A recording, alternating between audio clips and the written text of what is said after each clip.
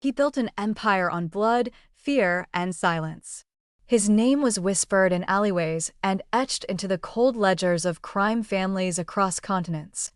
But on the eve of his execution, Mattia Davide, one of the most feared mafia bosses in modern history, made a final request no one expected. No steak. No cigars. No farewell calls. He simply said, "Let me see the Virgin Mary." The warden laughed. The guards exchanged looks. Was it a joke? A stunt? A final mind game from a man who once orchestrated massacres with a phone call? But what happened in that chapel didn't feel like a trick. The lights flickered. The air changed. And when the guards looked at the portrait on the wall, they would never be the same again. Stay with me until the end, because what happened inside Cell Block C challenges everything we thought we knew about power, redemption, and grace. This isn't just a story about a criminal's final hours. It's about what happens when the unthinkable becomes divine. Before we continue, like this video and comment where you're watching from. Your support helps us bring more exciting stories that you won't want to miss. Naples, 1984. The sea breathed against the shore like it had for centuries, but in the tight streets of the Spanish Quarter, time felt suspended in dust and cigarette smoke. Mattia Davide was 12 years old, his black shoes freshly shined, his cassock too long for his legs, and his heart pounding beneath the stiff collar of his altar boy robe. Inside the echoing walls of Chiesa di Santa Lucia, he held the brass crucifix with both hands as he followed the priest down the aisle. In the first pew sat his grandmother, eyes fixed on him like he was the Pope himself. Lucia Davide wasn't just devoted, she was legendary. Known for her soap-scrubbed steps and rosaries recited in full voice, she was the kind of woman who could silence grown men with a look. When Mattia's mother died from pneumonia, Lucia stepped in without flinching, raising the boy with a wooden spoon in one hand and a prayer card in the other. Every morning, she made him repeat, "Better to be poor and righteous than rich and rotten." And every night, before bed, she made him kneel and say the Hail Mary 3 times, one for his soul, one for hers, and one for the city. That morning, as incense drifted through the sunlit air, Mattia's voice cracked slightly during the gospel reading. Lucia didn't blink. But after Mass, when he kissed her hand like he always did, she leaned close. From her coat pocket, she pulled out a small silver rosary, old, worn, and cool to the touch. "This was my nana's," she whispered. "Don't ever let the world steal this from your hands." He clutched it like it was sacred, and in his heart, it was. At school, while other boys talked about football or girls, Mattia sat quietly sketching crosses and churches in the corners of his notebooks. He wasn't soft, he was just different. The streets hadn't swallowed him yet, but the city was patient. And so was the darkness that lived within it. Lucia saw it coming before he did. The way he lingered near the pool halls after school. The way he flinched when the neighborhood capo, Zio Aldo, tousled his hair like a sun. "Listen to me, Mattiocho," she said one night as he dried dishes beside her. "Never become a man who fears prison more than God. When you fear the wrong thing, the devil smiles." He didn't understand it then, not really. But he nodded, because when Lucia spoke, you nodded. In the neighborhood, Zio Aldo's name carried weight. Men tipped their heads. Police crossed the street. And Mattia, curious, restless, watched how the older boys in leather jackets followed Aldo like sheep with knives. Lucia died the summer Mattia turned 14. A stroke, quick and cruel. He found her in the kitchen, her hands folded in prayer like always. The rosary was still wrapped around her fingers. And as the ambulance wailed, Mattia sat on the front steps, his fists clenched, the city now sounding different without her heartbeat in it. Aldo showed up at the funeral wearing black sunglasses and a cold silver watch.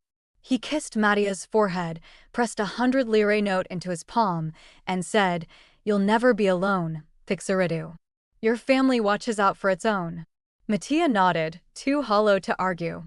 The church was full, but it felt empty without her voice rising in song. No one prayed like Lucia prayed. By 16, Mattia had become a ghost in his own school. His grades vanished. His church visits stopped. The rosary lived at the back of his drawer, tangled in dust and grief. But on the streets, he found a new rhythm, one of debts, deliveries, and nods exchanged in back alleys. His initiation came quietly, brutally, in the back room of a butcher shop where the floor still smelled of salt and blood. A man had stolen from the family. Mattia was told to send a message. He was handed a blade, not to kill, just to carve a warning into flesh. His hands shook, but he did it. And afterward, when the screams faded, Aldo patted his shoulder and said, "Now they'll remember your name." That night, he went home and pulled open the drawer. The rosary stared up at him like a mirror he didn't want to face. He gripped it in one hand, the blood on the other still drying. Then he walked outside, past the chapel, past the shrine of the Madonna, to the sea.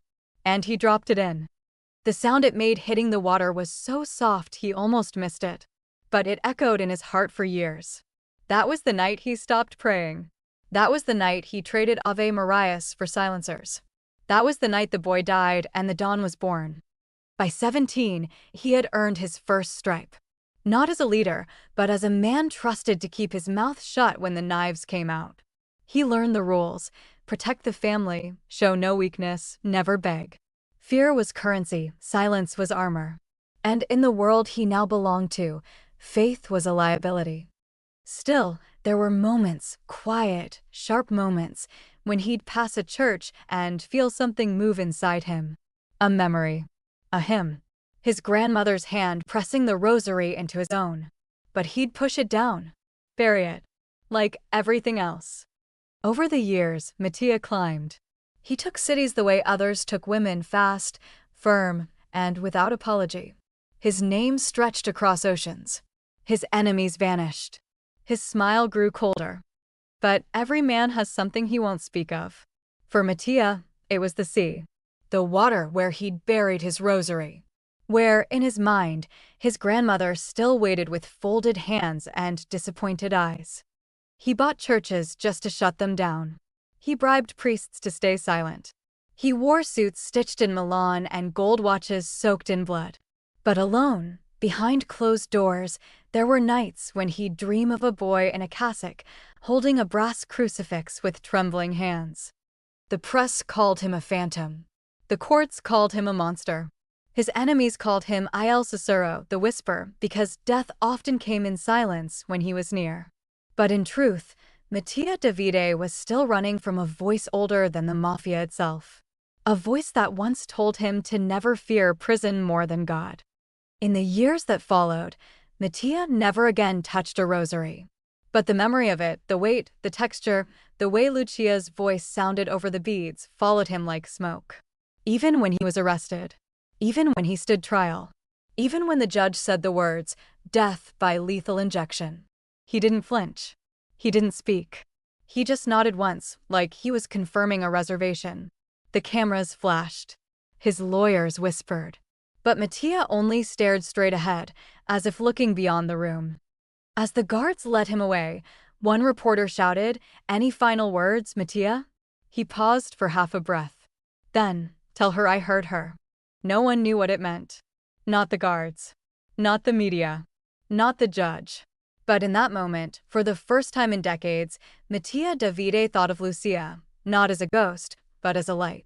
And the boy he used to be whispered from deep inside, "Ave Maria, piena di grazia." I buried my grandmother's rosary the day I took a gun in my hand. The silence of death row was never complete. There were always sounds, metal doors creaking, muttered prayers, the sudden sobs of men who once thought they were untouchable. But Mattia Davide had made silence feel heavier than any noise ever could. For 11 years, he moved through his cell like a ghost in an Armani suit. He didn't argue. He didn't appeal. He didn't speak unless spoken to, and even then rarely. The guards called him the statue. Inmate folklore swirled around him like cigarette smoke. Some said he meditated. Others swore he made deals with demons. But Ray Kendall, 30-year corrections officer, Vietnam vet, and the most respected man in Block C, just called him Davide. No nicknames. No stories. Just the truth he'd seen with his own two eyes. Ray had watched death row strip men down to nothing. He'd seen cartel bosses cry for their mothers and serial killers collapse into puddles of prayer. But Mattia? Mattia folded his bedsheets with surgical precision and never raised his voice above a whisper. When he walked to visitation, it was like he was heading to a boardroom, not a cage. For a while, Ray thought the silence was an act. Another game. Some way of maintaining control when everything else had been taken. But the longer Mattia kept quiet, the more unsettling it became. It wasn't forced silence. It was chosen. Other inmates tried to provoke him. They shouted his name, called him coward or ghost. One even threatened to slit his throat in the yard, just to see if the Don would finally scream. But Mattia didn't flinch. He didn't retaliate. He didn't blink. He just stared. That was what got under their skin, the stare. Like he already knew how each of their stories would end. Like he was watching a movie he'd already seen too many times. Ray once caught him watching the execution chamber through his cell's narrow window slit. Not afraid. Not angry. Just watching. It wasn't normal. Men like that didn't just go quiet. Especially not men who'd once commanded armies of killers from behind marble desks in Rome and Chicago. Men with blood on their hands didn't find peace behind bars. They fought. They bargained. They wept. Mattia did none of the above. The only visitor he ever allowed was his lawyer, and even then, he rarely spoke. No family. No friends. Just silence and shadows. Ray once asked him during a routine check, "Why don't you talk?" Mattia responded, "What would I say that hasn't already been written in blood?" The line stuck with Ray longer than he cared to admit. He'd worked long enough to know when a man was bluffing, when a man was broken, and when a man had just stopped caring. But Mattia didn't fit any category. He wasn't broken. He wasn't bluffing. He was something else entirely, something Ray couldn't name. And then came the prayer. It was after lights out, sometime past 2 a.m., when Ray walked past cell 306 on his rounds. The hallway was dead quiet until he heard a voice. Soft. Low. Not in English. He paused, backtracked, and stopped in front of Mattia's door. Inside, the Don sat cross-legged on his cot, eyes closed, lips moving. His hands clutched something Ray couldn't see at first, just a simple black string of beads. His voice, though barely audible, carried a rhythm Ray recognized from childhood, the Hail Mary. In Italian. Over and over again. Ray didn't say anything. He didn't knock. He just stood there and watched, listening to a man the world called a killer pray like a penitent monk. And something in him shifted. Not dramatically. Not enough to call it faith. But enough to call it strange. He never told the other guards. What would he say? That the coldest man on death row had a prayer life? That the Don who never blinked was whispering Ave Maria into the dark? They'd laugh. Or worse, they'd start watching him the way Ray had started watching Mattia. From that night on, Ray paid closer attention. He noticed how Mattia always faced the same corner of his cell when he sat. How he kept the edges of his sheets aligned like military barracks. How he folded napkins after every meal, like he was still a guest at someone else's table. There were no outbursts. No journal entries. No talks with the chaplain. Just prayer. The quiet kind. The kind a man says when he's not asking for a miracle, but giving thanks for surviving long enough to remember who he used to be. Ray began to wonder what had changed. What had broken through the concrete around Mattia's heart. It wasn't fear, he showed none. And it wasn't guilt, not visibly at least. But it was something. Something Ray couldn't shake. Then, one afternoon during a weekly shakedown, it happened. Ray was inspecting the chapel, a dusty room rarely used except by a few inmates looking to game the system for time off yard duty. But Mattia had been there, quiet in the back, staring at the faded portrait of the Virgin Mary above the altar. When Ray walked past, Mattia didn't look at him.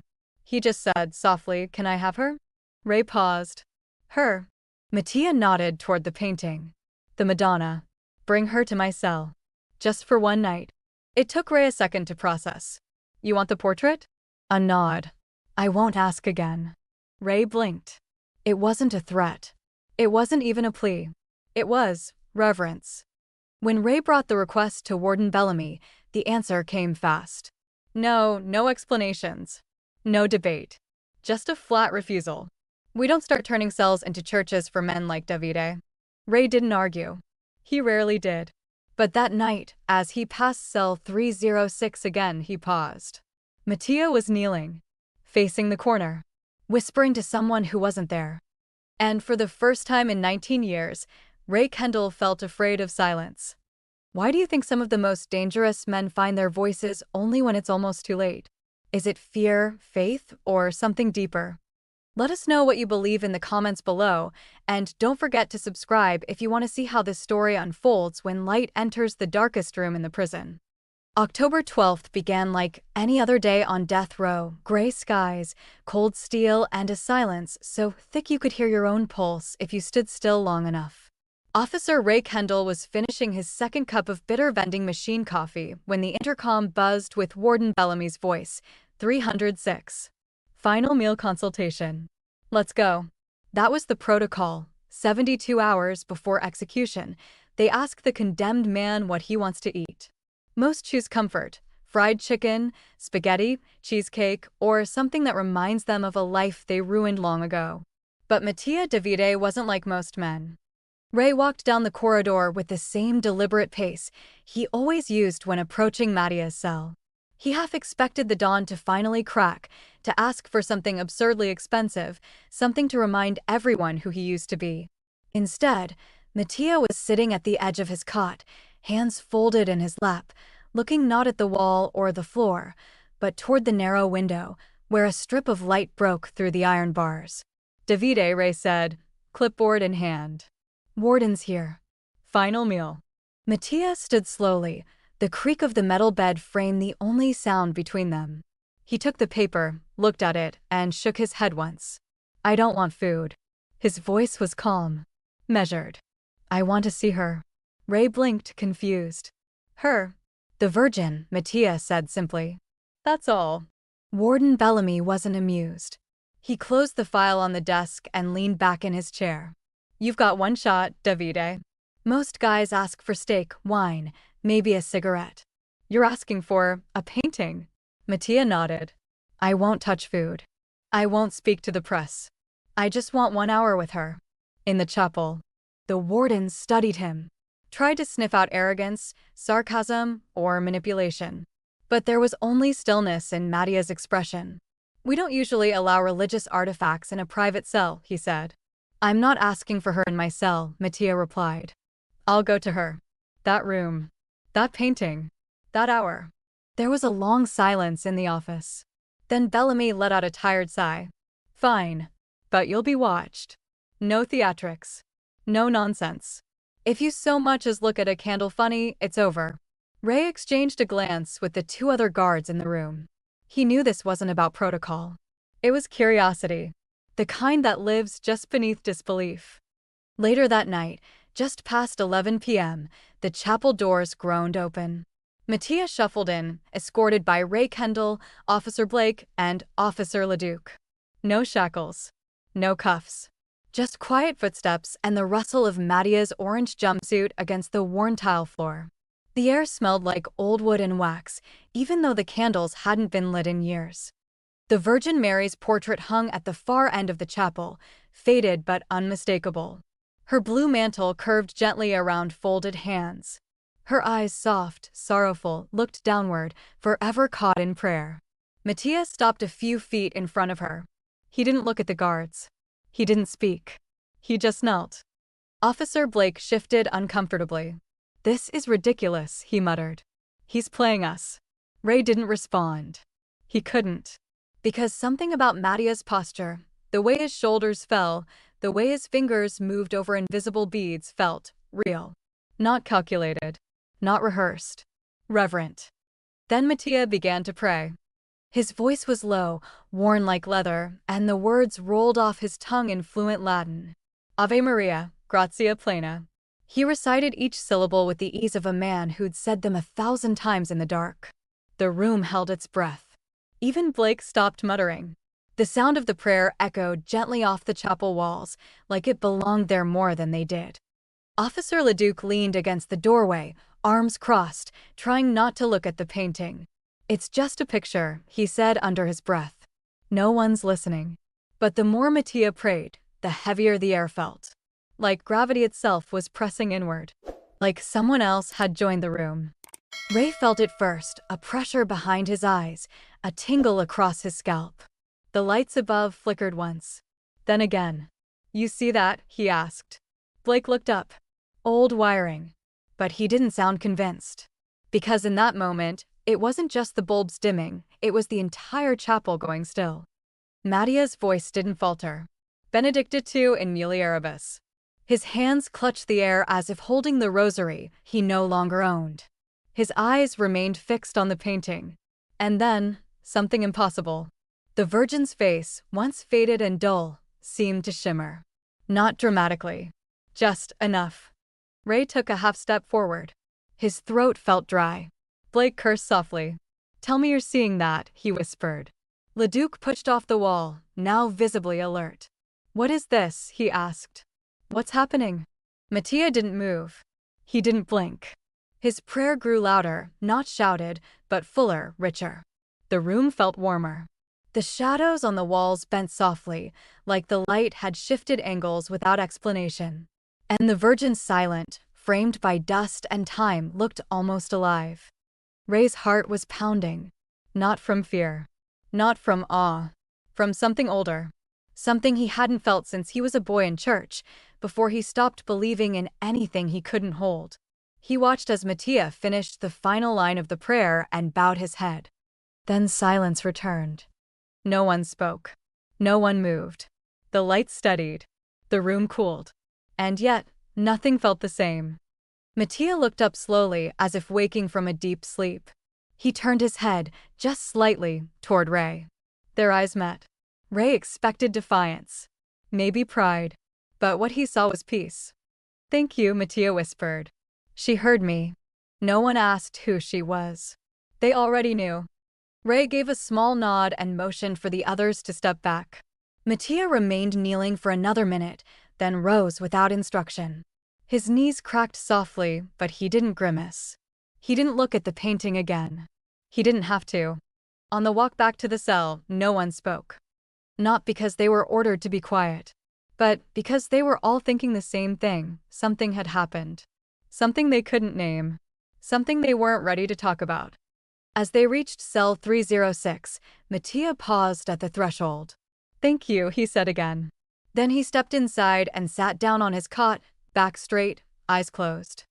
Ray stood at the bars for a moment longer, watching him. Then he turned away, his thoughts louder than any prison noise. It was just a painting. Just an old piece of canvas on a cold chapel wall. But why did it feel like the room had listened? The clock on the chapel wall ticked to 3:11 a.m. The kind of hour when time feels thinner, when most of the prison slept in uneasy silence. But inside the chapel, something stirred. Mattia remained kneeling, eyes fixed on the Virgin Mary's portrait. His lips still moved, barely audible, the rhythm steady like waves on a quiet shore. Ray Kendall stood near the back pew, arms crossed, but his hands had gone cold. Officer Blake shifted from foot to foot, now clearly uncomfortable. Leduc leaned against the doorframe, chewing at the inside of his cheek. None of them had spoken in minutes. They didn't know why, but something told them not to. Then it happened. It wasn't sudden. Not like a light bulb flicking on. It began like a breath, a warmth blooming from the very center of the painting. At first, Ray thought it was his eyes. Then he saw it clearly, a soft golden glow radiating from the Virgin's face. Blake sucked in a sharp breath. "What the hell?" he whispered, stepping backward, his boot hitting the edge of the pew. Ray didn't move. Couldn't. The light wasn't artificial. It wasn't reflecting from any visible source. It was alive. The room grew warm, not stuffy, not forced, but gentle. Like sunlight through a curtain. Like someone had turned up the heat inside their chest. The Virgin's robes shimmered faintly, and her eyes, painted eyes, suddenly held depth, like looking into still water just before it ripples. Officer Leduc staggered, then dropped hard onto one knee. His flashlight clattered to the floor, rolling silently against the base of the altar. Blake backed into the wall, pale as chalk. "This isn't real," he said, but his voice trembled. Ray's breathing slowed. His arms, once folded, now hung useless by his sides. Mattia didn't move, didn't blink. His gaze remained locked on the Virgin. And then he spoke. Not loud, not commanding, just a whisper. "She's here." Those two words cracked something in Ray that he hadn't realized was holding together the whole time. It wasn't fear. Not the kind you feel when you're in danger. It was older than that. The kind of fear you feel when you realize you've been standing in the presence of something holy and hadn't known it. The light continued to pulse, soft, golden, warm. It didn't flicker like electricity. It didn't hum like machinery. It breathed. And somehow, it filled the entire chapel with a presence no one could name, but everyone felt. Ray remembered something suddenly. A favor. A secret. Something he had buried beneath years of routine and silence. He staggered backward, his throat tightening. He had seen this man before. Not here. Not in uniform. But years ago, in the middle of a storm. "I can't," Ray muttered, stumbling toward the chapel doors. His legs felt numb. "I can't be here." He shoved past Leduc, nearly tripping, and pushed open the door into the hallway. He leaned against the wall outside, hands shaking. Sweat beaded on his forehead. It wasn't just the light. It was the memory. It was the truth crashing back like a tidal wave. Inside, Mattia continued praying. His voice had grown stronger, fuller. Each Latin syllable poured out like water from a spring that had waited years to break through stone. Blake slowly slid down the wall, sitting on the floor, his head in his hands. "This isn't supposed to happen," he whispered. Leduc stared at the Virgin's glowing face. He had been raised Catholic once. As a boy, he hadn't prayed in 20 years. But now, as the light bathed the chapel in gold, he closed his eyes and mouthed the only words he could remember, Pater Noster, Ques in Caelus. Back in the hallway, Ray finally pushed himself off the wall and made his way to the security panel. His hand hovered over the radio. Call the warden? Call for backup? What would he even say? "Come quick, Mother Mary's glowing on death row?" Instead, he leaned his head against the panel and whispered to no one in particular, "What do I do now?" Because it wasn't just the miracle unfolding inside. It was what he'd been hiding. What he'd done. And the man in that chapel, the one who had once saved Ray's wife's life without asking for anything in return, was now the one Ray had helped sentence to death. Inside the chapel, the glow didn't dim. It held steady like a heartbeat. Mattia's voice never cracked, never wavered. And for the first time since his sentencing, he looked whole. Eventually, the light began to recede, not in fear, not like it was vanishing, but like it was leaving only what had changed behind. The warmth settled back into the air. The shadows returned. The chapel was silent again. Mattia finished the final line of his prayer and bowed his head. Officer Blake still sat on the floor, eyes wet, saying nothing. Leduc had risen slowly to his feet, pale but breathing steady. No one moved toward Mattia. No one told him to stand. They just watched him as if they weren't guards anymore, but witnesses. When Ray returned, his face was pale, his jaw tight. He said nothing to the others. Just looked at the portrait. Then at Mattia. What was that?" Blake finally managed. Mattia looked up at him. "Truth," he said. Wrapped in mercy. Ray stepped forward slowly. He opened his mouth, then closed it again. The words were too heavy. His hands were shaking. His chest tight. He turned to the others. "No one talks about this." "Not yet." Leduc nodded. Blake wiped his face. Mattia returned to silence. They escorted him back to his cell like men who had just witnessed something they were never meant to see. The hallways suddenly felt darker. The walls colder. And the world, somehow, not the same. If you saw something miraculous, something no one would believe, would you speak up? Or would you stay silent, knowing that faith can't always be explained? Leave your thoughts in the comments. And if you believe some truths are too powerful to ignore, subscribe to follow the rest of the story, because the miracle has only just begun.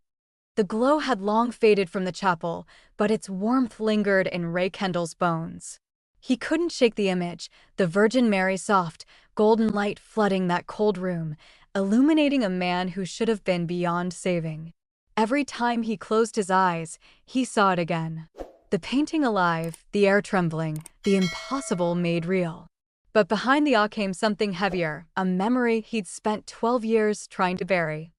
It began long before Mattia Davide ever stepped into a prison cell. Back when Ray still believed the world could be controlled with rules, reports, and loaded guns.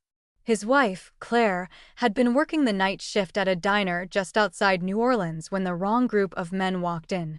They were cartel runners, furious, reckless, and hunting a courier who'd stolen from them. Claire didn't know their faces, didn't know their war, but she was there when bullets started to fly. The police found her hours later in the back alley, bleeding from her shoulder. She survived, but the men who shot her vanished without a trace. That same night, a note was left on Ray's doorstep, slipped under the door like a shadow. No name, no signature. Just a message written in neat, precise handwriting. She won't be touched again. You owe me one favor. When the time comes, you'll know. At first, Ray thought it was some twisted joke. But the next day, federal agents raided a cartel house in Baton Rouge and found the same men responsible for the shooting dead. Clean shots. Professional work. There were whispers in the Department of Mafia interference, but no one could prove it.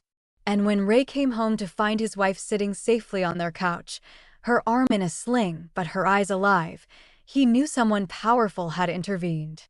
Weeks later, the phone call came. A voice, deep and unhurried, said only 2 words, "You're welcome." Ray froze. He didn't need a name. Every officer in Louisiana knew that tone, the kind that didn't threaten, only promised. Mattia Davide. The name was enough to turn seasoned cops pale. Ray swallowed hard. "What do you want?" he asked. The line went quiet. Then came the answer, "Someday I'll ask." Years passed, and Ray prayed that someday would never arrive. Claire healed. They moved across state lines when Ray was offered a position at a federal penitentiary in Virginia, a promotion he hadn't asked for but couldn't refuse. He didn't question how his name had been moved up the list. He didn't question why no one else wanted the transfer. He just packed and left. Because deep down, he knew who had opened that door for him. When Mattia Davide was arrested 5 years later on federal charges, Ray's stomach turned cold. He saw the name in a case file, and his hands began to shake. The man who had saved his wife's life was now facing the death penalty. He told himself it didn't matter. He told himself he owed nothing. But guilt doesn't vanish, it waits. During the trial, the Department of Justice was flooded with evidence, enough to guarantee conviction, but also enough to raise questions. There was talk among clerks and agents about one document, a packet of testimony that could potentially reduce the death penalty to life imprisonment. But before it could reach the defense counsel, it was misplaced. A clerical delay. An error.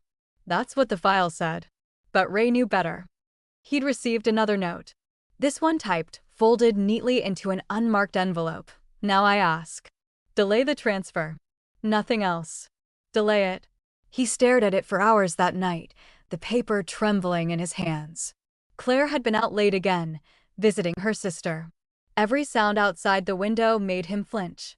He didn't know if he was being watched. He didn't want to find out. By morning, he'd made his choice. He didn't destroy the file. He didn't forge anything. He simply waited. One extra day. That was all it took.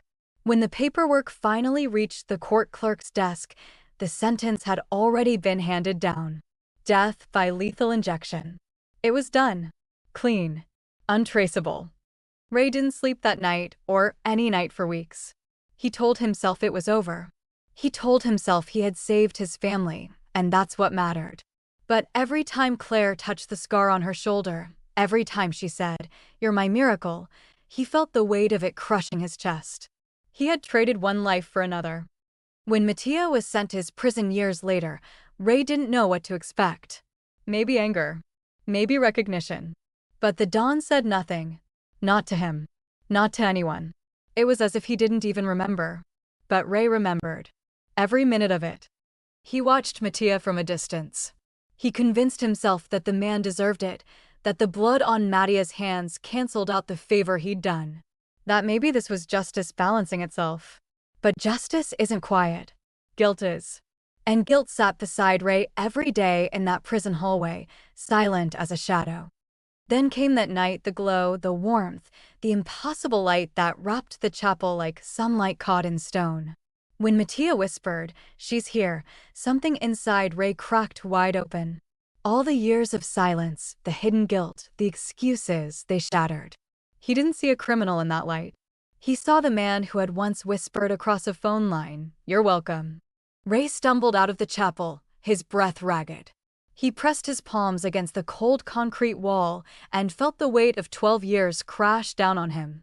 He thought of Claire, of her blood on the floor, of the night she nearly died. He thought of the note, the favor, the silence, and the man who never once called in his debt until it was too late. He had told himself he didn't owe Mattia anything. But now, watching the Virgin's face come alive in the glow of an unseen light, he understood the truth. It wasn't about debt. It wasn't about the law. It was about mercy, something he had never learned how to give. The hallway outside the chapel was cold again. The lights above buzzed faintly, flickering as they always did. But nothing felt ordinary anymore. Ray felt as if every sound in the prison, the footsteps, the clanging doors, the whispered prayers, had turned into echoes of that one moment. That light. That forgiveness. He walked back to his office and sat at his desk, staring at the paperwork stacked neatly beside the phone. The reports, the schedules, the execution protocols, they looked meaningless now. Just pages of ink and lies built to justify what men like him had done. He reached for his pen, but his hands wouldn't stop shaking. Across the hall, Mattia was being escorted back to a cell. Ray could see him through the narrow glass window, calm, composed, hands folded in front of him like a man leaving Massachusetts. There was no arrogance, no fear, just stillness, the kind that made Ray's throat tighten. When the cell door closed, Ray turned away. He couldn't bear it, because for the first time in his life, he wasn't sure who was really condemned. The man in the orange jumpsuit, or the one wearing the uniform.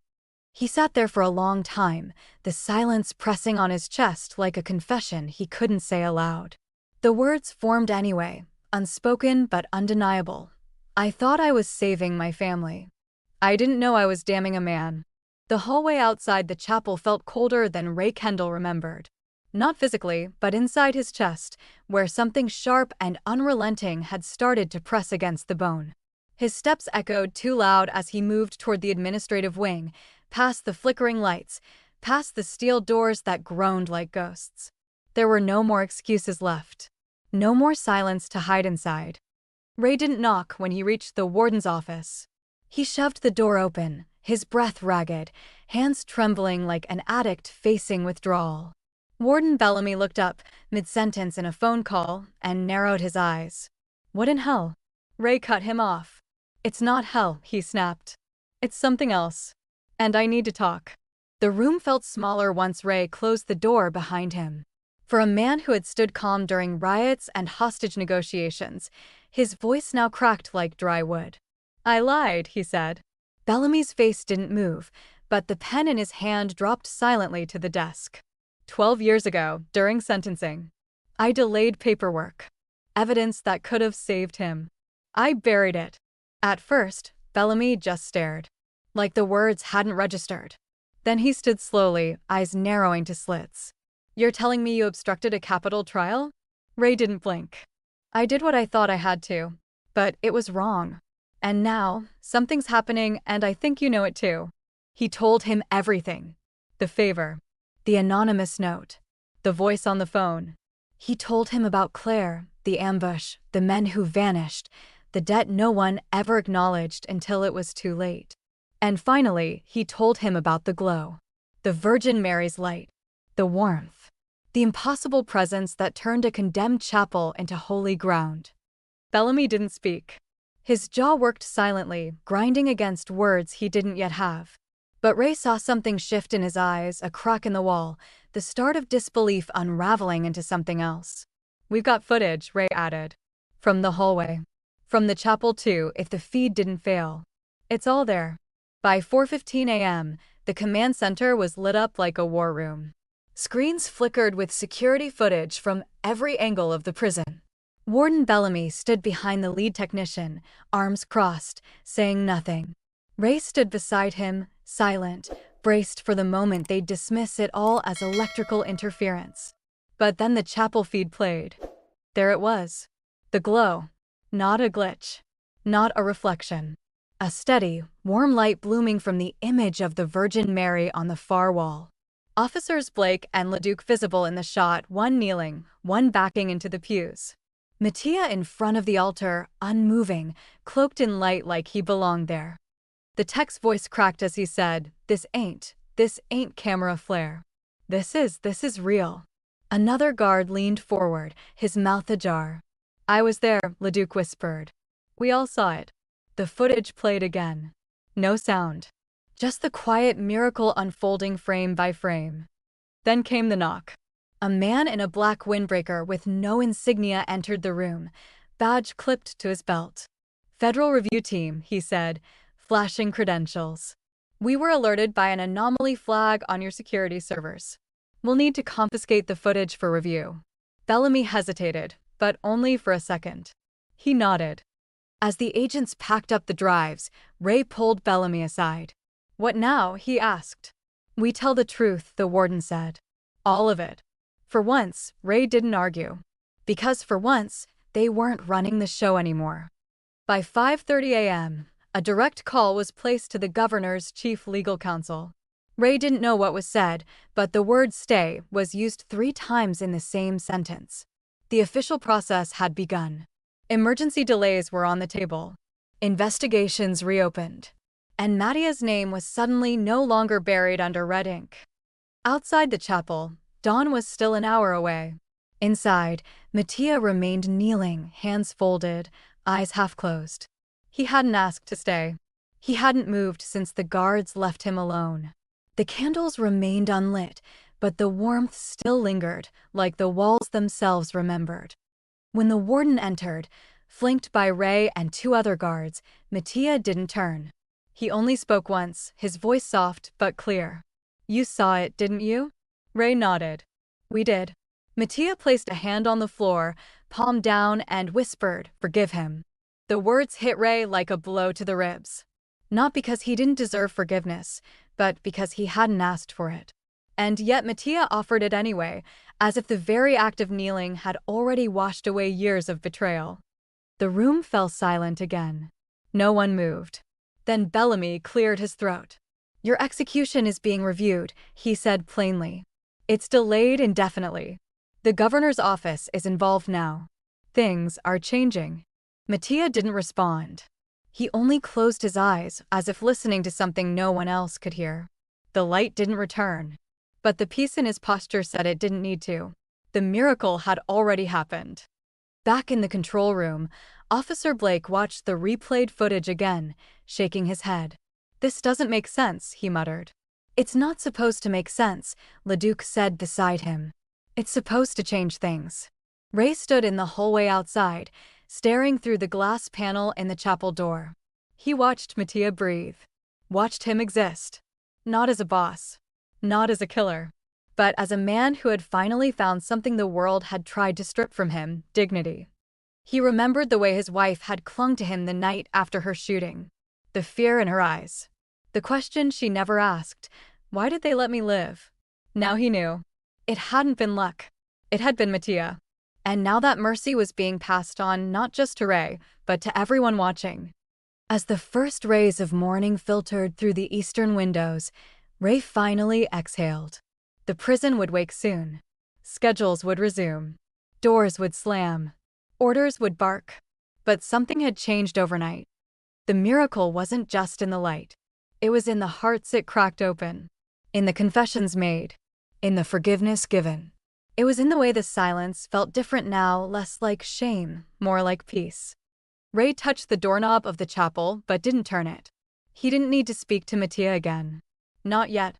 Because some things don't need words. They just need to be witnessed. By the time the sun rose, news had already leaked. A last-minute stay of execution. A mysterious incident in the prison chapel. a known Mafia boss whispering prayers into the dark, and 3 seasoned guards claiming to have seen something they still refuse to name. By noon, the gates outside the penitentiary were swarmed with reporters. Cameras lined the fences. Drones hovered in the air like insects drawn to blood. They asked the same questions over and over. Is it true the Virgin Mary appeared? Was there a supernatural event? Why was the execution halted? The warden's office issued no official comment. Internal affairs had been activated, and the Department of Justice had dispatched a special team to reopen Mattia Davide's case. The confession from Ray Kendall was filed and signed. An audit began on the suppressed documents that had gone missing during sentencing. What was once a sealed fate had become a live wire running through every level of the system. Inside the prison, the chapel was locked. No one but staff was permitted to enter. The painting of the Virgin Mary was removed and taken for analysis by federal agents, though some said the room still felt warmer than anywhere else in the building. The chapel had changed. It no longer belonged to routine or paperwork. It had become sacred. Mattia, however, asked for none of it. He stayed in his cell, eyes lowered, hands folded. He hadn't touched food in 24 hours. Not from protest, just silence. He didn't need to speak. Not yet. But that night, for the first time in over a decade, he made a request that wasn't whispered. I'd like to see Father Lugo. The chaplain, a man of few words and even fewer allusions, had offered Mass weekly for years. Mattia had never attended. Lugo had always figured it was a pride thing, or maybe just the last flicker of control a dying man could hold on to. When they met, there were no introductions. Father Lugo simply pulled a metal chair across from Mattia and waited. The silence between them stretched until it became a kind of dialogue. Finally, Mattia looked up. His voice was quiet. You ever wonder how far a man can fall before even God stops looking? Father Lugo didn't flinch. No, he said. Because I've never met a man God stopped watching. That opened something in Mattia. Slowly, like a rusted door grinding on its hinges, the story poured out. The streets of Naples. The blood. The silence. The favor he had done for Ray Kendall without asking anything in return. I never wanted to be a martyr, Mattia said. But I also didn't want to die with my mouth full of lies. The confession took over an hour. Father Lugo listened without judgment, only nodding when appropriate, never interrupting. Mattia spoke of the altar as a boy, the rosary from his grandmother, the night he let it sink into the sea. I thought if I drowned it, he said, the prayers would stop chasing me. When he finished, he looked up with eyes red but dry. You don't have to absolve me, he said. I'm not here for that. Lugo leaned forward. You don't ask for absolution, he said. You accept it. The next morning, Ray stood outside Mattia's cell. He hadn't planned to come. But something inside him, shame, maybe, or the kind of guilt that wakes you before your alarm, had pushed him there. He had expected the look in Mattia's eyes to be different. Bitter. Cold. Angry. But when Mattia looked up, his face didn't harden. He didn't scowl. His voice was calm. You look like a man who hasn't slept. Ray didn't answer right away. He gripped the bars, his knuckles tight. I came to say I'm sorry. Mattia stood and stepped closer to the glass. For what? Ray let out a breath. For not telling the truth. For choosing my wife's life over your own. For every moment I let you rot in this place. Mattia was quiet for a beat. Then he turned, looked at the small copy of the Virgin Mary's image pinned above his bed, the same one his mother once held, now creased and worn from years of handling. He pointed at it. You thought I saved your wife, he said. But it was her. Ray's throat caught. He didn't ask who. He already knew. Mattia's voice dropped to a whisper. I was never the one with the power. She was. There was nothing else to say. Ray nodded once and stepped back. You need anything, he said, you ask. Mattia just smiled. It was faint, but it reached his eyes. As Ray turned to leave, Mattia sat back on his cot. The cell was quiet, the shadows on the wall long. He looked once more at the image of the Virgin, the same eyes, the same hands, the same sorrowful gaze that had watched him from the chapel wall. He folded his hands. Not in fear. Not in desperation. In surrender. Even devils, he whispered, want grace. Do you think people like Mattia, men with blood on their hands, can truly be forgiven? Or are some sins too deep for mercy to reach? Share your thoughts in the comments and subscribe to follow how one man's redemption may uncover a system built to bury the truth. 2 months passed, but no one in the prison walked the same way anymore. There was a quiet undercurrent, like a low hum beneath the concrete floors, vibrating in the bones of men who had long forgotten what hope felt like. Mattia Davide remained behind bars, but not in solitary. He had been moved at his own request to a quieter wing, closer to the chapel. The same chapel where everything changed. Word had spread quickly, even though no one made official statements. The guards whispered first, then the inmates listened. Some dismissed it as rumor, others clung to it like scripture. It started with the guards, Blake, Leduc, even Officer Collins, a skeptic so firm he once refused to carry a Bible on shift. They began volunteering for chapel detail, cleaning pews, sweeping ash from the corners, standing watch not because they had to, but because something drew them in. Then the inmates followed. Requests for rosaries flooded the chaplain's office. Men who hadn't spoken to a priest in years now sat silently in prayer. Not all believed. Not all understood. But the story of what happened that night had stirred something in them that neither time nor punishment could crush. One inmate, a former gang enforcer named Miguel Alvarez, begged for a copy of the Virgin's image to hang above his bunk. When asked why, he simply said, "Because I want to see what made a Don kneel." In cell block D, two men who hadn't spoken in 5 years knelt side by side for evening prayers. Violence dipped. Attitude softened. And the silence that had once filled the prison with dread now felt sacred. Warden Bellamy didn't talk about it. Not to the press, not to his staff, not even to his family. But every morning, just before sunrise, he unlocked the chapel door himself. He'd sit in the third pew, never the front, never the back, staring at the space where the Virgin Mary's portrait had once hung. The government had taken it for analysis. They returned it weeks later. No evidence of electrical components, the report read. No heat anomalies. No tampering. But Bellamy already knew. He didn't say the word miracle. He didn't need to. He just sat there, the silence like a soft hymn around him, and listened to the stillness that now felt fuller than any sermon. His hands never folded in prayer, but his heart slowly began to bend. Mattia never asked to leave his cell. Not for interviews, not for hearings. He declined every visitor except Father Lugo, who came once a week to sit beside him in silence. The man who once ruled empires through whispers now used his voice only for prayers. Not public ones. Quiet ones. Prayers meant only for the one woman he believed had heard him before the world did. He kept the folded copy of her image above his cot. The edges were soft from touch.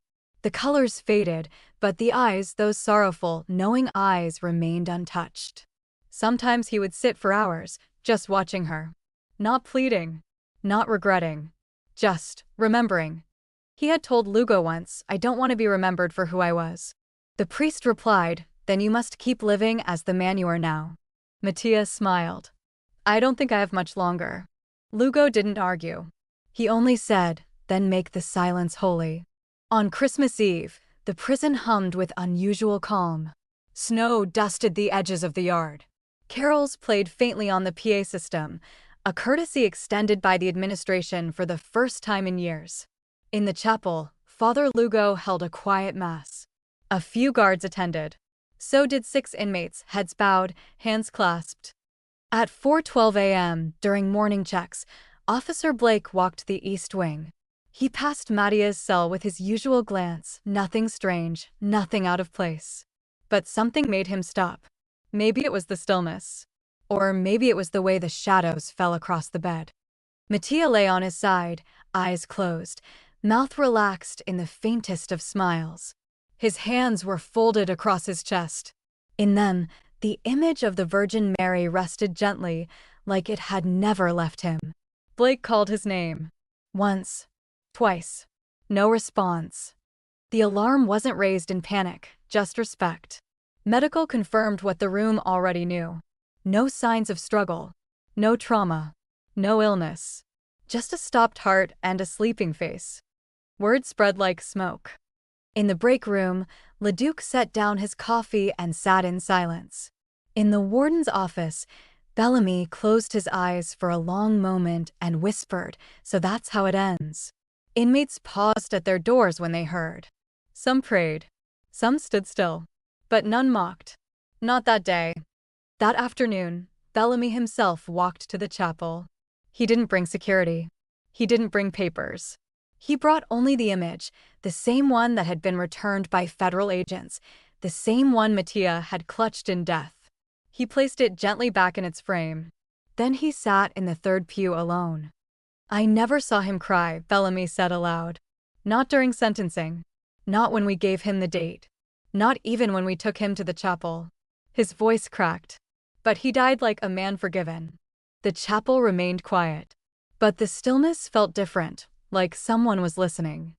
The plaque was made of brass, small enough to miss if you weren't looking for it, yet heavy with more truth than any courtroom testimony. It was mounted just below the Virgin Mary's portrait, cleaned, restored, and now encased in glass above the altar in the prison chapel. In quiet black lettering, it read, "She came not for a saint. She came for a sinner who finally knelt." No name, no date, just the words, pressed into metal like a whisper etched in permanence. It was Warden Bellamy who had commissioned it. A man who'd once scoffed at the idea of grace, now spent his evenings sitting in the third pew, coat off, hat in hand. He never prayed, not aloud. But the silence around him did. Some say he spoke to the image of the Virgin in his mind. Others say he just listened. The chapel never glowed again. The light never returned. The room never warmed in that impossible, breath-holding way. But something had shifted. You could feel it in the air, like the scent of rain before it falls, or the hush of a funeral that still gives comfort. Inmates continued to ask for rosaries. Some did it out of desperation. Some did it because they believed. Others because they simply wanted to touch what had touched Mattia Davide. They called it the room where she came, never by its official name. Ray Kendall visited often. Sometimes during his shifts. Sometimes on his days off. He stopped calling himself a guard and started calling himself a witness. After Mattia's death, something broke open inside him, and for the first time, he didn't try to fix it. He started small, speaking to new recruits about ethics and silence and what fear can turn a good man into. But the more he spoke, the more people listened.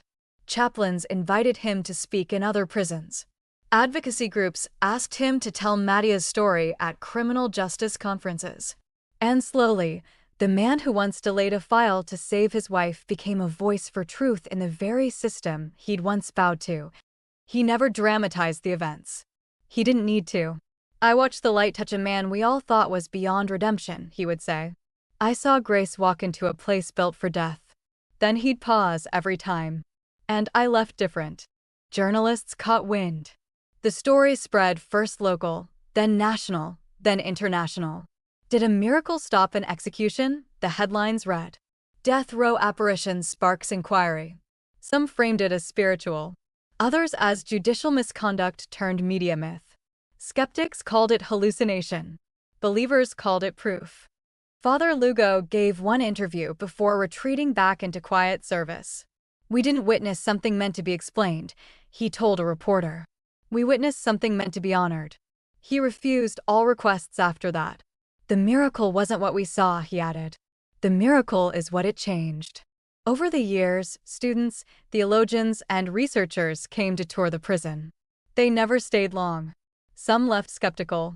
Others left shaken. But none walked out the same way they came in. In the lower yard, a group of inmates formed a small prayer circle. They never recruited. They never advertised. They simply gathered on Wednesday nights to recite the rosary, sometimes in Spanish, sometimes in English. And when they finished, they'd sit in silence for 2 minutes, one for Mattia and one for whoever they used to be. No one spoke of Mattia Davide as a mafia boss anymore. The title faded. The rumors, the blood, the violence, it all blurred into background noise. What people remembered was what he became. A man who didn't beg for mercy but knelt when no one was watching. A man who asked not for a final meal or final words, but for her. The image of the Virgin Mary remained unchanged. Her eyes downcast, her hands folded, her sorrow etched in brushstrokes no forensic team could explain. And though the light never returned, every man who stood in front of her swore they felt something. The night before the first anniversary of Mattia's death, the prison was quieter than usual. Even the wind outside the walls seemed hushed. Officers passed each other with nods, not words. Something sacred was approaching, and no one wanted to disturb it. At dawn, they gathered. Blake, Leduc, Ray, Bellamy. A few others who had come since, men who had only heard the story secondhand but knew enough to believe. No ceremony, no choir.